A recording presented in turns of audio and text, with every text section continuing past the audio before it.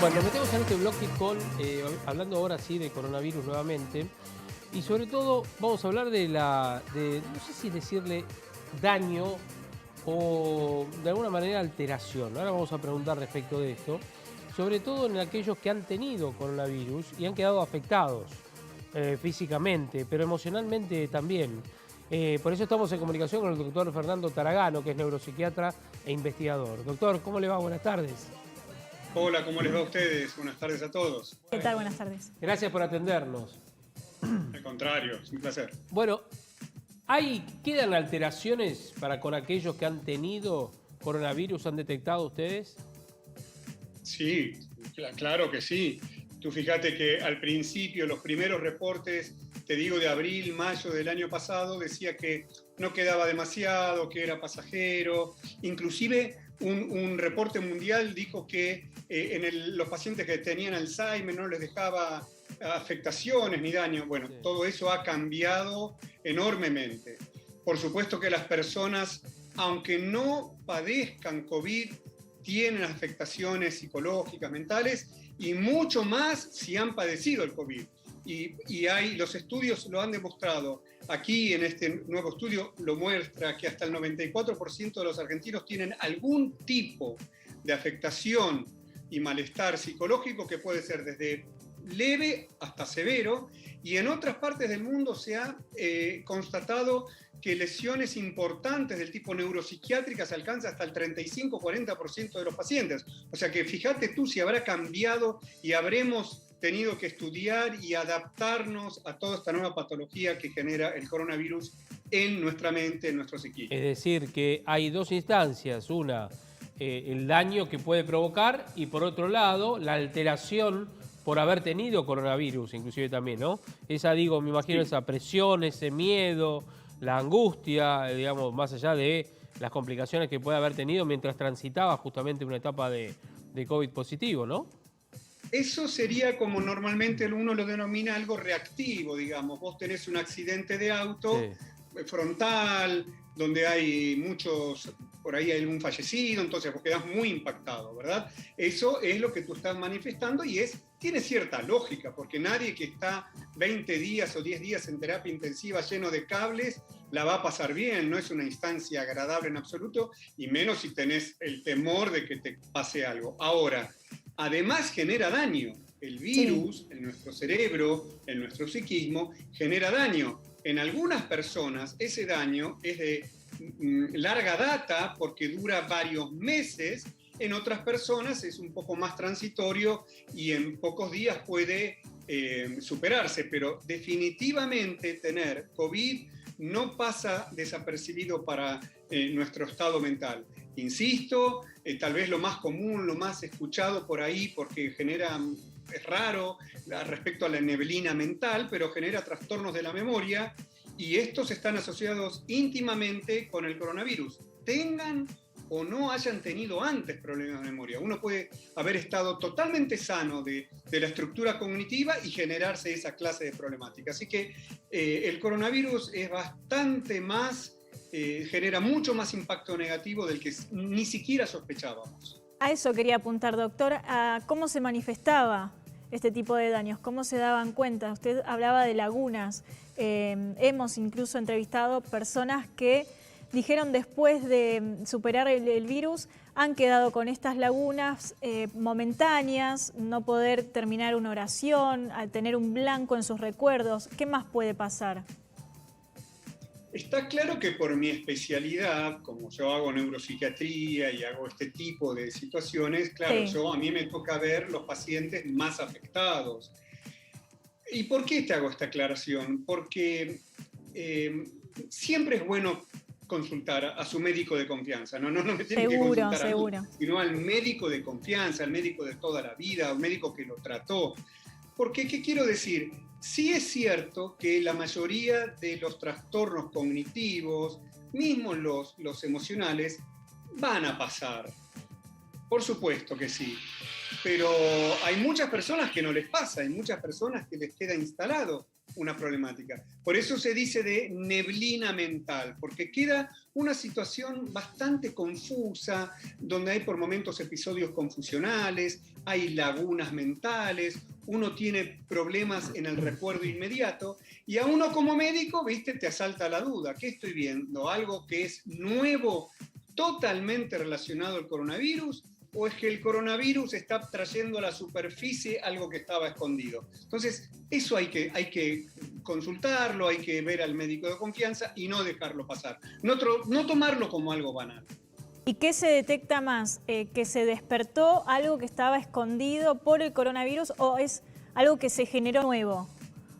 Justamente no, hay más, como a muchas personas jóvenes les ocurre también, jóvenes, estoy diciendo de jóvenes 50 años, por supuesto, los problemas escondidos y que el virus lo trae a superficie, en general, estamos hablando de personas de más de 65 años. Ahí, en ese segmento, uno sospecha que había algo escondido, ¿verdad? Pero en el segmento de 30 a 60, en el adulto joven, casi siempre estamos hablando de afectaciones cognitivas o emocionales directamente y proporcionalmente generados por el virus y que tienen una directa relación con la intensidad de lo que se ha padecido. No es lo mismo haber padecido un coronavirus con semiología leve que haber estado en un estado crítico 30 días en terapia intensiva. Ahí hay un correlato muy directo entre la afectación emocional, la afectación mental, la afectación psíquica y el virus. Yo te dije todo este panorama porque lo que quiero es no encerrar solamente a enfermedades. Una persona no necesariamente tiene que tener una enfermedad para pasarla mal. Uno puede estar 2, 3 meses con un post-COVID alterado, con un muy buen pronóstico, pero vos tenés que superar esos 3 meses. Mientras tanto, la estás pasando mal y volvés a padecer un problema, culpa del COVID, del cual pensaste que ya habías, entre comillas, superado. Sí. Y la realidad es que tenés que volver a afrontar una problemática con el susto, con el miedo y con la preocupación. Ahora, me imagino también aquellos que no han tenido, pero que sí alrededor han conocido casos de compañeros, de familiares, como aquel que debe estar pensando y agobiado, decir, en la próxima me toca a mí, en la próxima me toca a mí, ahora me toca a mí, ¿no es cierto? Eso me imagino, no sé si ustedes lo dicen así, nosotros lo decimos vulgarmente, como te haces el bocho, que en cualquier momento te toca, y tal vez no te toca nunca, pero el desgaste psicológico, me imagino que ustedes deben atenderlo también. No, por supuesto. Mira, yo te voy a dar estas 3 cifras. Normalmente en nuestra vida cotidiana, para nuestra Argentina y en general en el mundo entero, entre el 20 y el 25% de una población, me refiero a Argentina, entre el 20 y el 25%, todos los años tenemos que consultar a algún médico, un psiquiatra, un psicólogo, un especialista en salud mental, porque algo nos está pasando. Puede ser leve o puede ser grave.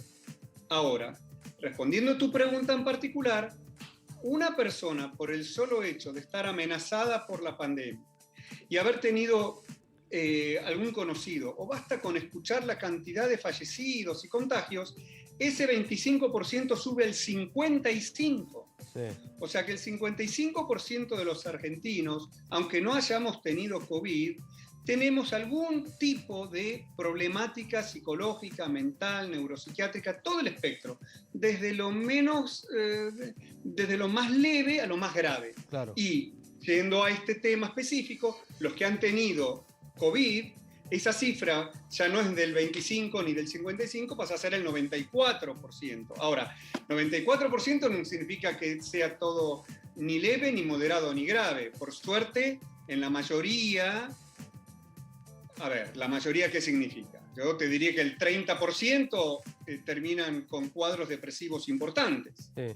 Entonces estamos hablando que si hay 3 millones de personas contagiadas con coronavirus, estamos hablando que aproximadamente 1 millón de argentinos han tenido o tienen un trastorno depresivo que de otra manera no lo estarían padeciendo. Así que los números, cuando uno los mira así, son números tremendo, que nunca nadie había tenido que afrontar esta cantidad. Y lo que le quería preguntar, ¿cuántos calculan ustedes que por primera vez y durante esta pandemia o producto de la pandemia consultaron a un psiquiatra? Una cosa es tener hacer terapia, tener el psicólogo, qué sé yo, pero digamos, llegar a un psiquiatra ya es otra cuestión. Digo, ¿tienen alguna cifra, un porcentual o si las cifras han aumentado y mucho? Mira, Javier, te voy a responder, si me permitís, como hacemos cotidianamente nosotros. Sí. Yo tengo 40 años de médico.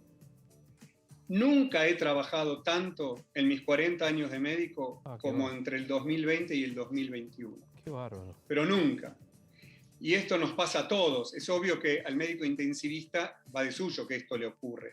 Pero a los médicos psiquiatras, todos los médicos psiquiatras y los clínicos, todos nos estamos diciendo, caramba, yo que quería ya estar más tranquilo, más sereno.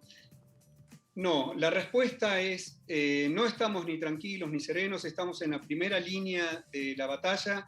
Ha aumentado al triple la cantidad de consultas y por mi especialidad es obvio que se ha casi decuplicado la cantidad de personas que consultan por problemas de la memoria, por problemas cognitivos, por problemas atencionales, hayan tenido o no hayan tenido COVID. Si tienen COVID, mucho más. Y los pacientes que tienen Alzheimer leve se han complicado mucho. O sea que lamentablemente la respuesta a tu pregunta es sí, estamos trabajando como nunca y cansados, por supuesto, ¿no? Evidentemente esa cantidad de gente que se acerca y que no ha padecido COVID tiene que ver con el nivel de estrés constante al que uno se somete día a día, hasta inconscientemente, porque a veces uno no se queda pensando todo lo que está pasando, pero inconscientemente lo va procesando por dentro. Por supuesto, eso es el estrés. El estrés es bueno en la vida, es necesario. Todos tenemos que tener un poco de estrés. Pero la palabra que tú estás utilizando es clave en psiquiatría, la persistencia. La persistencia de una anoxa te enferma, la persistencia de un tóxico te enferma y la persistencia de la amenaza del COVID también te enferma. Y cuando por ahí salió ese estudio que es muy interesante, el 94% de las personas tienen algún tipo de malestar psicológico. Bueno, es mala vida. Es malestar, literalmente. No estamos bien, estamos mal. Por supuesto que hay una causa externa, una amenaza, pero aunque nos querramos olvidar, vivimos amenazados y por eso insisto con la palabra clave que has mencionado, es la persistencia. La persistencia de la amenaza del coronavirus, mientras siga estando presente, nos va a seguir afectando. Algunos más, otros menos, algunos tendrán más resiliencia, otros la tendrán menos, algunos se afectarán más, pero nadie va a quedar, o muy pocos quedarán indemnes. Claro. Así que sí, lamentablemente la palabra clave es persistencia. Y la última, doctor, y le agradecemos esta charla con nosotros, le pido, si se puede, 2 tips. Uno para decir cuándo uno debe, o en qué momento, o cuál es el clic como para decir es el momento para consultar a un psiquiatra o a un especialista.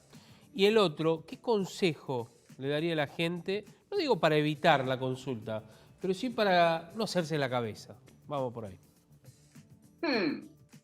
Las 2 preguntas, qué fáciles que son, ¿eh? Siempre es el penal en el minuto, 89. Sí, tal cual.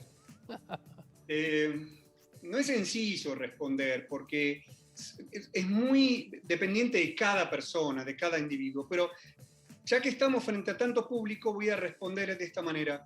Que nadie se niegue una consulta. Que nadie diga, y bueno, estoy mal por todos los problemas que tengo. Fíjate tú que si uno tiene un dolor en el pecho fuerte, o está tosiendo raro, o le duele el pecho al toser, uno consulta. Claro. Respecto al tema mental, a nuestro psiquismo, generalmente la bancamos y no consultamos, sea porque la palabra psiquiatra durante muchos años asustaba. Hoy sabemos que es tan común, es más común que tener hepatitis. el sufrimiento psicológico es muchísimo más frecuente que la hepatitis, ¿verdad? Sí. Entonces, si uno se siente mal del hígado, dice, uy, me pateó el hígado, voy a ir a ver al médico, bueno, que no se nieguen la oportunidad de una consulta, máxime que se hacen muchas por Zoom, y entonces podemos darle tranquilidad. Pero que la respuesta a tu segunda pregunta es eso, que no se nieguen el derecho a consultar con su médico de confianza. Uh-huh. Y la primera pregunta que me hiciste, ¿sabes que no recuerdo cuál fue? Me acabo de olvidar. No, los tips, por ejemplo, para aquellos que, digamos, no quieren, sino que tienen esta situación de no hacerse la cabeza, de no estar pendiente, me va a agarrar el coronavirus, qué sé yo, el vecino, mi primo se contagió y está mal, y yo también, me va a pasar. ¿Cómo Está evitarlo? muy bien la pregunta, y una vez más es una pregunta difícil. Mira, yo voy a ser corto. Una vez me preguntaron cuál es el mejor tip que le puedo dar a las personas que manejan automóviles para no tener accidentes. Bueno, uno tiene que saber que uno maneja algo que pesa 2.000 kilos y por buena intención que uno tiene, no hay relación entre 2.000 kilos de algo que manejamos y un cuerpo que por ahí pesa 70 kilos y sin querer le tocamos por ahí las rodillas con el paragolpe. Bueno, ¿qué quiero decir? El virus pesa 2.000 kilos. Entonces, estemos atentos, simplemente atentos, para la mejor manera, para sacarnos de la cabeza la amenaza constante, es usar el barbijo. Claro. Porque el contagio es por la boca. Y mantener la distancia. Si nosotros usamos el barbijo y mantenemos la distancia y nos lavamos las manos, podemos pensar en lo que querramos. Podemos pensar en fútbol, en un cine, en la película, pero usar los barbijos, usarlo en casa, lavarnos las manos y mantener distancia. De esa manera, Javier, podemos, entre comillas, desentendernos de tanta amenaza. Está muy bien. Y autoprotegernos, que es la idea y de acuerdo a lo que usted está Pero mencionando. acordate, Javier, sí, autoprotegernos, pero esto es contagioso. O sea que tenemos cierta obligación, de ponernos el barbijo porque, o si no, sin darnos cuenta, contagiamos a los demás. Sí, es verdad. Responsabilidad. Doctor Tarragona, gracias, mil gracias en serio por esta charla, porque da tranquilidad además también hablar de esta manera y que usted lo explique tan sencillo. Ahí tenemos su Instagram, Fernando Tarragona, ¿no es cierto? Sí, Tarragano. Tarragano. Sí, parecido a Tarragona. Yo le dije al revés, Tarragano. Ahí tenemos el Instagram. ¿Usted también sube algunos consejos o algunas informaciones? Sí, estoy subiendo consejos. Voy a sentirme muy feliz de también subir esta interacción con ustedes también. Porque, por supuesto, mi interés es siempre hacia la comunidad. Hace 40 años que lo hago y espero hacerlo 40 años más, pero por otros temas que no nos afecten tanto. No, pero bueno, gracias, doctor, gracias, en serio. Hasta luego. Un placer, hasta luego. Hasta luego. El doctor Fernando Tarragano hablándonos de este tema. Un tema que todo el mundo... Es verdad lo que dice, ¿eh? Hay mucha gente que... No, al psiquiatra no, o al psicólogo, psiquiatra... Pero al psiquiatra no, ¿viste? Papá, que ve que soy loco. Sí, no estoy loco, yo no estoy loco. Claro, exactamente. Han cambiado los tiempos y la ayuda para muchos, obviamente, es indispensable. Con medicación. A veces no es necesario, no alcanza solamente con, por supuesto, esa charla interactiva, ¿no es cierto? Sino la terapia. Una medicación que ayude y complemente. Después, bueno, se retirará cuando las aguas bajan, ¿no? Puro. Bueno, ¿nos vamos a la pausa? Dale, nos vamos a la pausa y ya volvemos. No te vayas.